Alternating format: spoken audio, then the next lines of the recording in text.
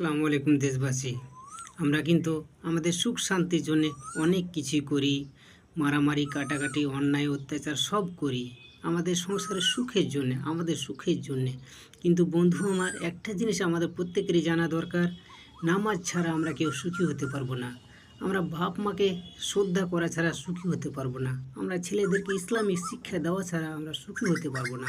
আমরা যতই মনে করি বাচ্চাবেলায় ছেলেদেরকে কাজে পাঠিয়ে দিয়ে, কাজে লাগিয়ে দিয়ে আমরা সুখী হব, অনেক পয়সা হবে, না, আল্লাহর বদদোয়া নেমে আসবে। তাই প্রত্যেকেরই উচিত আমাদের কষ্ট হলেও আমরা আমাদের ছেলে মেয়েদেরকে যোগ্য সমাজ বানিয়ে পৃথিবীতে চলার মতো করে তাদের ব্যবসা লাইনে লাগিয়ে দেব। এইভাবেই আমাদের সুখের জীবন ফিরে আসবে। আমরা নামাজ ছাড়া কেউ সুখী হতে পারবো না। তাই আসুন আমরা শেয়ারের মাধ্যমে আরও মানুষকে জানিয়ে দিই এবং নেকি সঞ্চয় করি। কিভাবে আমাদের নেকি বাড়বে এই ব্যবস্থাগুলো আমরা করি।